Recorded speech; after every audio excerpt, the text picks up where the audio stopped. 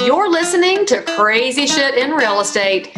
You'll be amazed at all these wild but true situations that others have found themselves in.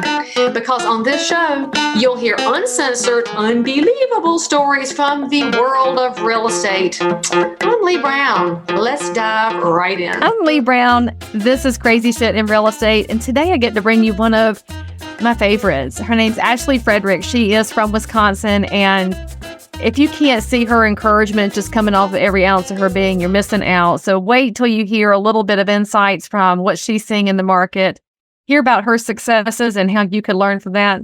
And most importantly, I'll see you on the other side. Hello. How are you? Good. How are you? Hey, sorry, I'm a couple minutes behind, but I'm totally going to get caught up on my day eventually. I know how that goes. I feel like what we matched today, we didn't even plan discussing our black with our very well-coiffed hair. Great minds think alike.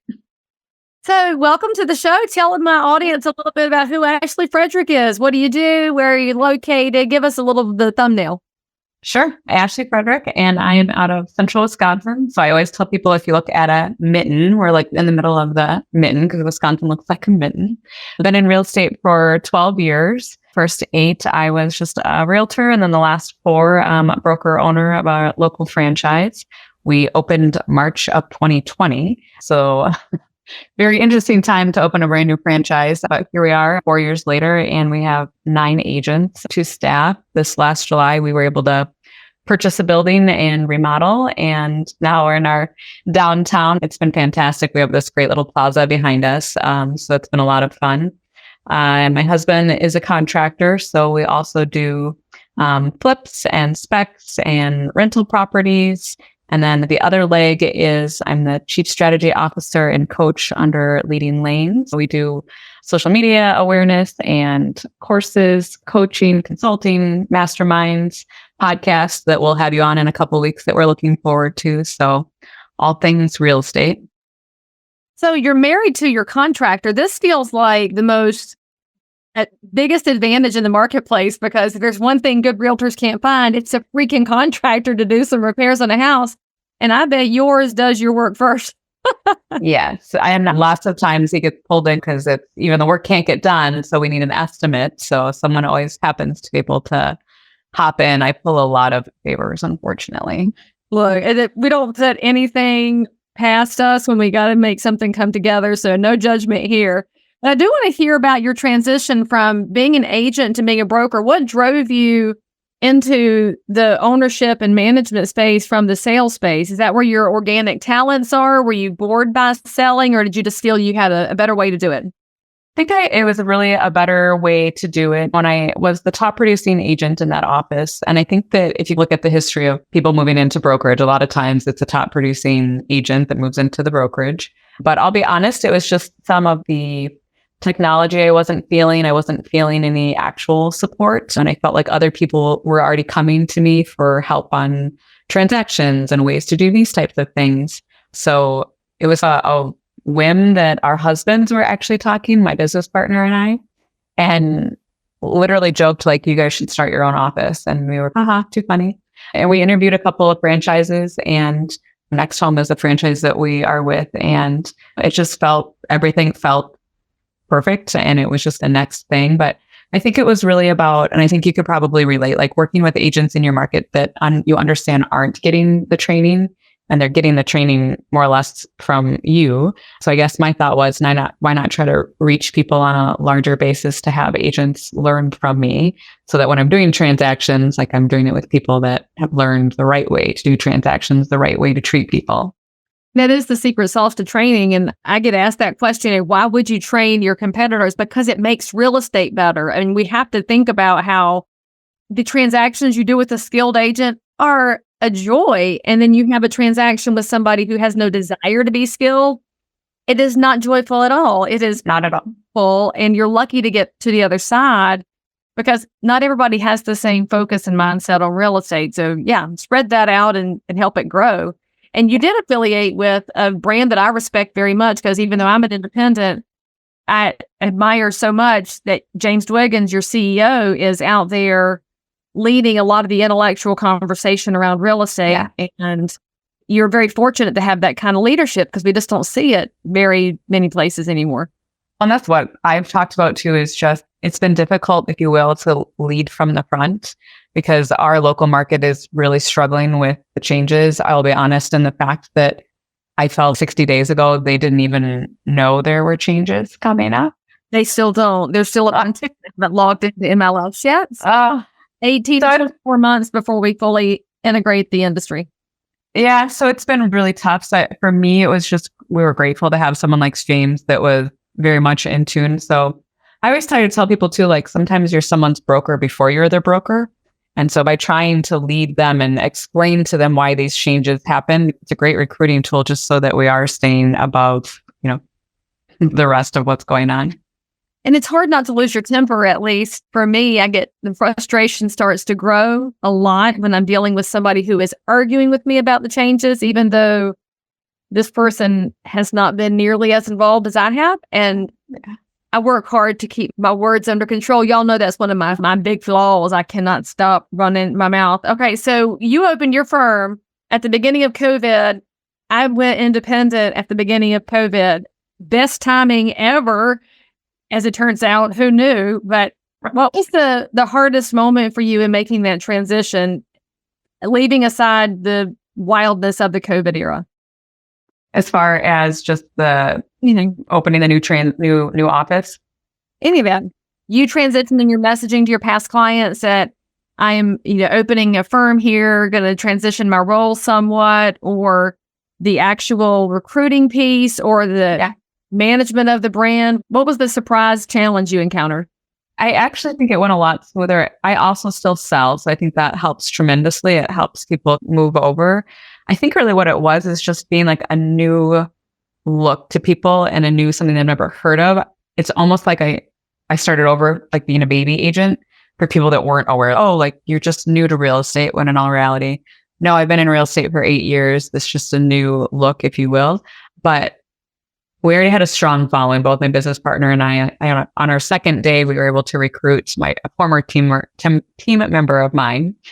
So that worked out really well, that there were 3 of us that have well-known agents to be able to. But I think it was really then just COVID did happen. And I think that's when, at the very beginning, we didn't even know if we'd be able to keep our doors open. Are we going to be shut down? Are we considered essential? Not. But then I think it was just a matter of making people understand that we're here to stay. So I think some people, when they see these pop-up independents or other franchises, and we've had others here in the town, right? Like they stay for a year and then they're gone. So I think it was really just making sure that the community knew that we were here to stay. I think we've done a really good job of that, especially now in this last year purchasing a building. That was really my main message to people, is we're here to stay and serve the community.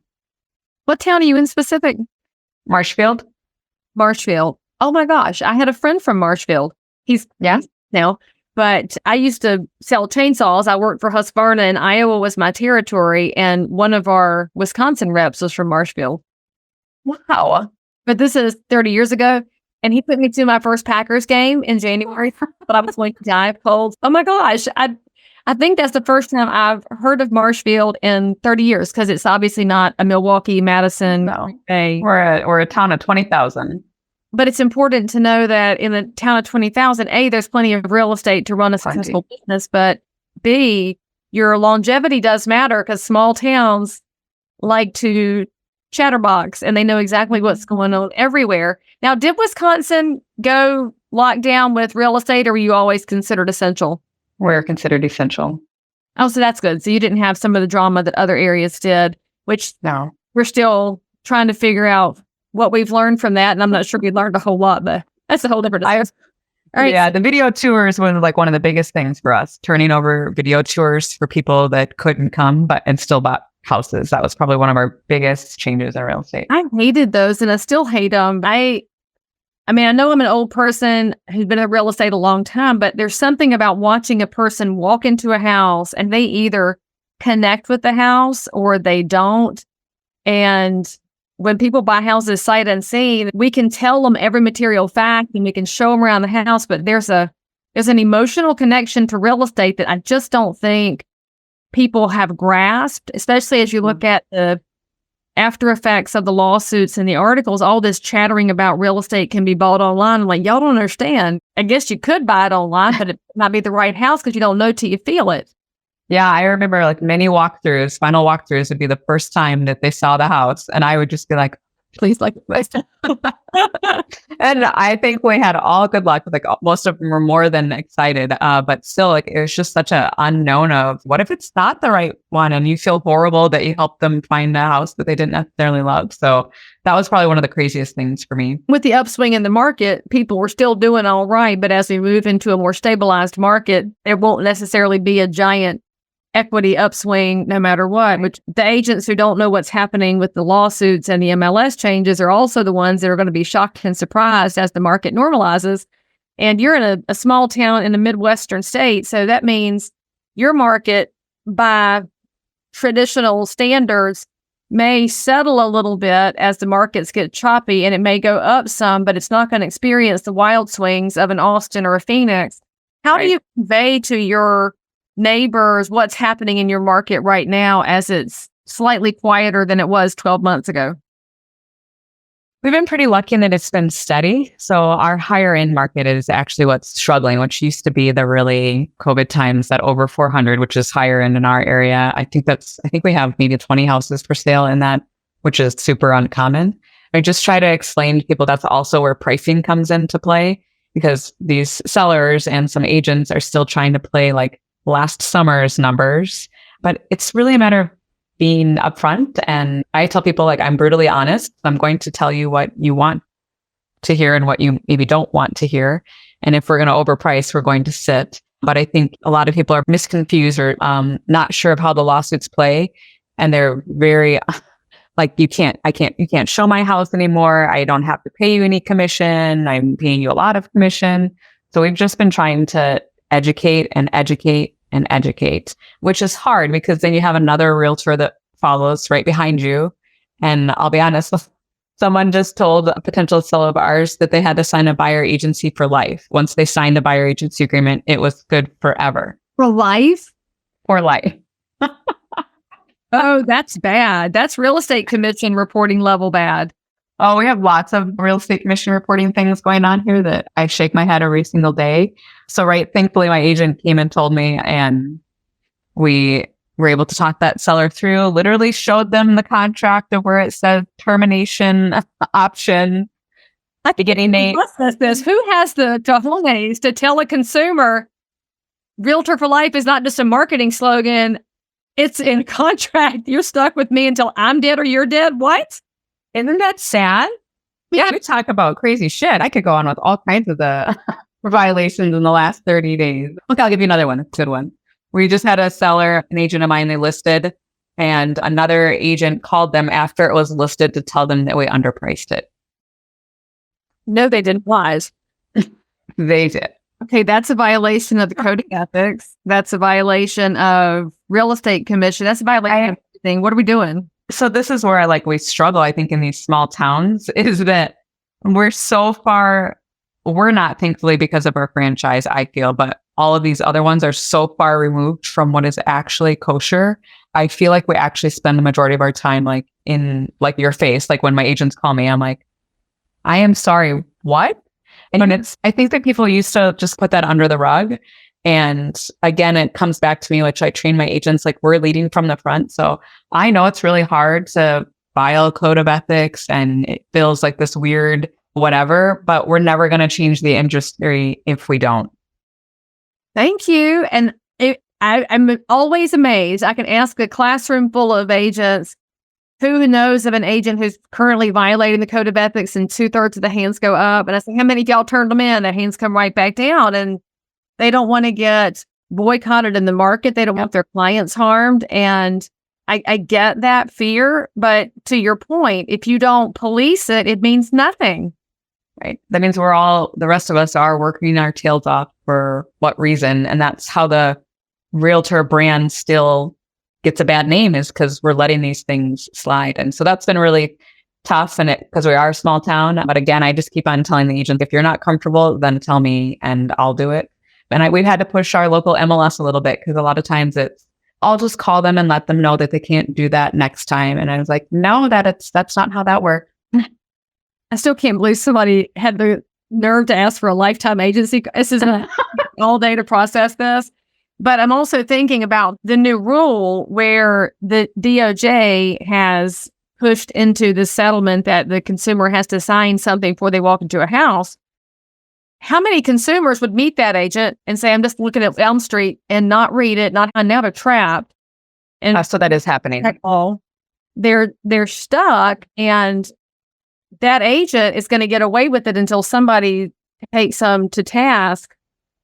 Yeah, we've had that quite a few where we've had, if they call, we'll ask, have you seen properties? Have you signed something? Yeah, I signed something before I walked in the property, but I don't know what that was that I signed. I've run into that too. And I've talked to a consumer who said, it was just to let me see that one house. And I said, are you sure? And so they pulled up the document, and it was an exclusive buyer agency agreement for a year, which I thought was extreme, but now I know it wasn't a lifetime. So they got off easy. And I had to tell this person, I can't help you now, that you are contracted with this agent. I cannot help you. But how do I get out of it? I said, I can't answer that because I would be in violation of the code of ethics. Yep. I can't help you now. I wish you all the best. And I wish I could tell them, you got bamboozled, go knock on the door of the brokerage and demand your freedom. And I can't do that because that itself would be a violation of our code of ethics, which I guess maybe we're going to have to revisit how all that sits, because somebody's got to tell the consumer. Yeah, because not everyone is. And then they're stuck. And again, that goes back to, are we really serving our clients then, our customers, when we didn't explain to them? And then I'll be honest, that client was really upset. And I'm sure yours was too, as far as the customer, that, what do you mean I signed this? That's not what I agreed to. And it's just really unfortunate, I think, for the industry. And people say realtors don't read the RDR. Now we can say people don't read PDR. So y'all read things before you sign, especially if you sign where your tendency is to click, or your Apple terms of service. Agree. You don't read what you just gave Apple access to your life, and you didn't even read it. I don't read it either. I'm not better than anybody, but this is uncharted territories that we're heading into. And to the point you made about the continuous education of agents, I have talked to several MLS execs, and their phones every day to get a phone call. Where'd the compensation field go? Where'd the commission field go? Because they're so divorced from news. And I can even understand that, because the news cycle right now with the election year and with the economy is exhausting and noisy. So maybe they missed all the real estate stuff because they're focused on something else. And knowing that 65% of realtors, and consumers, you might not know this, but 65% nationally of our 1.5 million realtors did between 0 and 1 transactions in the last 12 months. That's a vast majority did maximum 1 transaction, most of them 0 in the last 12 months. That's why they don't know what's going on. But their cousin wants to buy, and suddenly they log back in to be shocked by it. And those of us that do real estate every day are going to be in continuous educator mode. And what an opportunity to fix our professionalism problem if we look at it that way. We have to choose to look at it that way. Oh, a lifetime's worth of buyer agency. I am still picking everything just because I don't know how long I'm going to live. I don't know how clients are going to live. I don't want to be attached to some people for life, Ashley. Some people I can barely make it through, but I disclosed last week, girl, I love you. We're going to be friends forever, but some of these people, not all of them. Okay, so anyway, in Wisconsin, people might think there's less crazy real estate in a smaller town than there is in a giant big city, but something tells me that you have come to the podcast today with a fun story to tell, Ashley. So what did you bring for the listeners of you?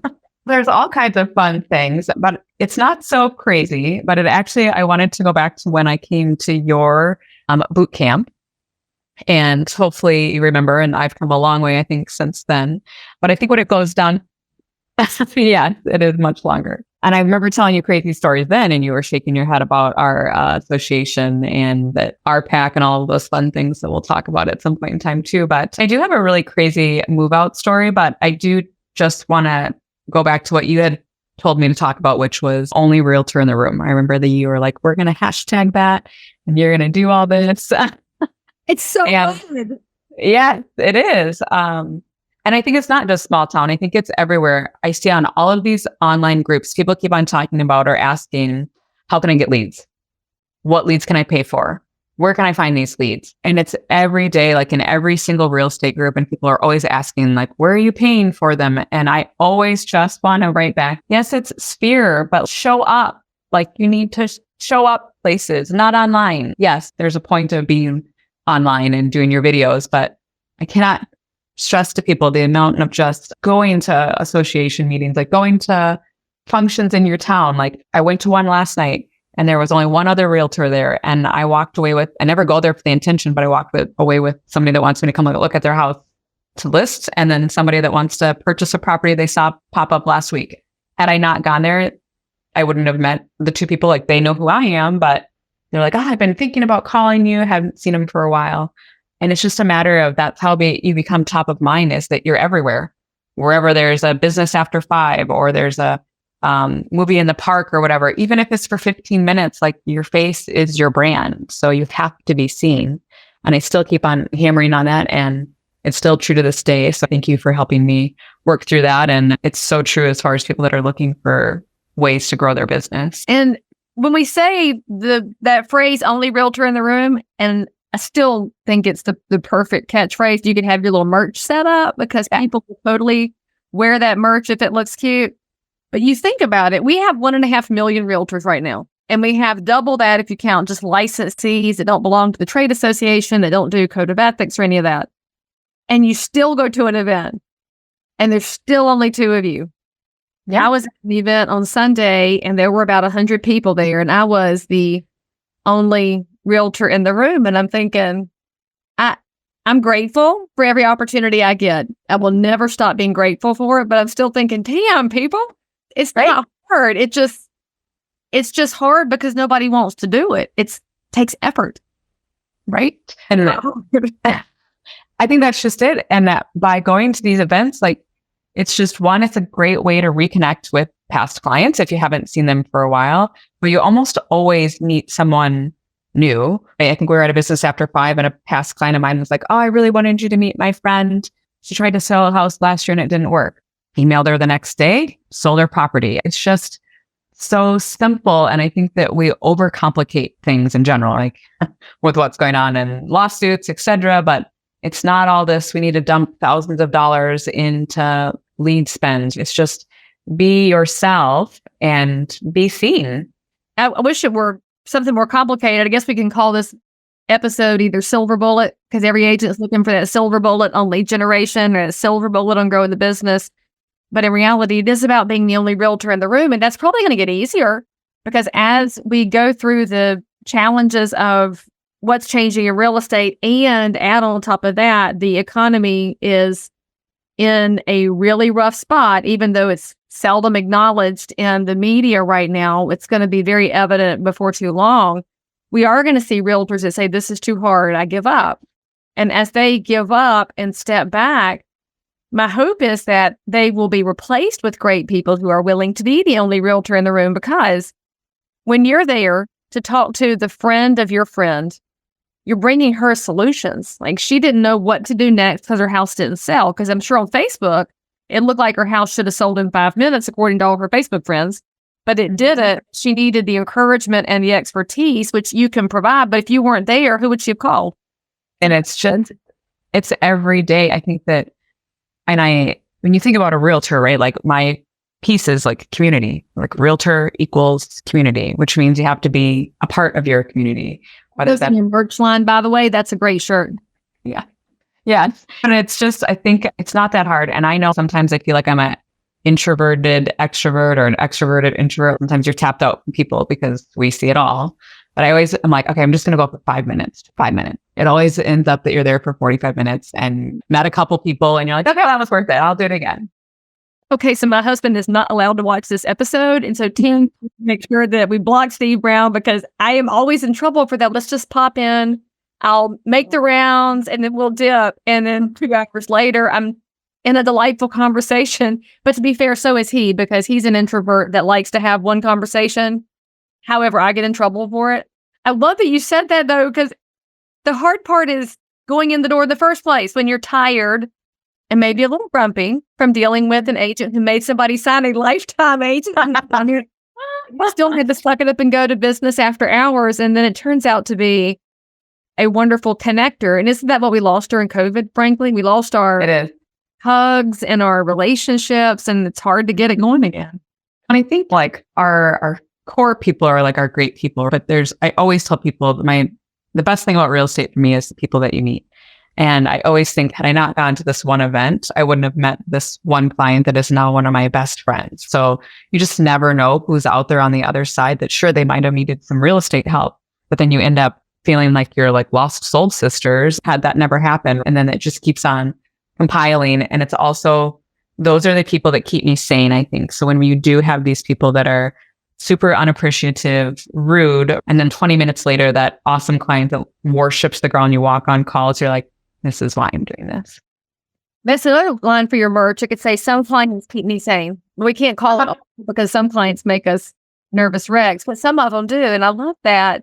This is what I like a lot of agents need right now. They need to hear these words from you as a reminder that this is bigger than the lawsuit. This is bigger than the commission discussions and bigger than the restructure of our multiple listing service, because what we do has nothing to do with any of those and everything to do with the connections, which turn into bigger connections. And it's so true. That's why we can't do any other job. Right. But I just think about like your clients, and then like when you do you become a part of who they are as far as when there is a death, right? Sometimes I've found out before some of their closest friends have, because they wanted to make a business decision first. I need to talk to you before I talk to my family that's going to tell me 100 other things, right? The fact that now people consider calling you first when something major happens, or you get to know when they're expecting and we're going to need a different size house. Those are just such amazing things to be a part of. And it's the really tough things too. It's divorces or it's whatever, but being that sounding board and being able to bridge that gap for people is just a feeling that if we remember, that's why we're doing this, is why we're putting in all the hard work. We'll be fine. Everything will be fine. We'll get through all of these changes if we continue to be, humans over houses, as what Next Home says. And that's really what it comes down to, is it's the human and the relationships that we're here for time and time again. So now I'm thinking your title might actually be the only trusted realtor in the room. Talk about those life situations. Generally, people are willing to share when they're expecting, but when they're about to watch their family disintegrate into shreds, they desperately need calm, compassion, empathetic care. And I think there's probably some people in our profession who forget how valuable the confidentiality is, because they go to social media and say something flippant, forgetting that person's watching, and then they know the stories about them. Yep. I always have somebody ask me, why is your podcast all about other people's stories and not yours? Because I can't. I feel one story, and it's because it was in my family, and they're not my stories to tell sometimes. But it should be learning experiences so that other people can trust us. Yeah. All right. So Ashley, what's next for you? So you're 12 years in. You have a successful brokerage with enough agents to, honestly, 9 people makes a mark in a town of 20,000, especially when you own real estate. So you, whoop, whoop. Yeah. What are you going to do next to continue serving real estate, to bring your ability to wordsmith and your ability to connect with people to the next level? That's really where coaching comes in for me. I just think that the ability I have currently 2 clients, and there's something about watching people shift. I've been with both of them for about 6 months. And actually one of their brokers reached out to me and said, we cannot believe the change we've seen in her and our office, her attitude, her sales. She is like a different human. So I think that's where things start to change for me. Is I still do the day-to-day sales. I still run the brokerage, but I'm trying to find those ways to impact more people. And I think that's just the world we live in. It's full of negativity, as we know. And if we can find people that help keep us accountable, or what I've found is it's someone that's willing to ask you the hard questions, right? Because we're not going to grow if you can't find someone that pushes you a little bit, or it's just even like doing video, and they say they're going to do video. And then I'll literally be like, hey, haven't seen a video in a week. Like, where is it? So for me, that's just trying to find people to impact on a larger level. And that's where like with Leading Lane, with some of the retreats and masterminds, it's just about how can we continue to reach the masses so that you are surrounding yourself with good, positive people, because as I've progressed and we've talked about like being successful in a small town is very difficult as well, especially when it is what it is. A lot of, we joke, but like older white men struggle with that when it creates ruffles, but I'm trying to just lead the way. And then when you do things from the heart and you do it from the right way, like we actually help each other a lot more. So that's where we go. Our brokerage is still growing. We are the #1 real estate office in our town, which has been, this will be our 3rd year. So pretty amazing to come from what we've done and people see it. So continuing to make that people just want to come in. Our office is bright. People love to come here. So continuing to be the place people want to go, but continuing to try to impact either on local levels, state levels, or across state. So have you ever done a spiritual gifts assessment? No. Because tell me more. I'll send you a link to one because it's interesting. We often do the personality testing in real estate, the DISCs or the Myers-Briggs, the putting the letters together.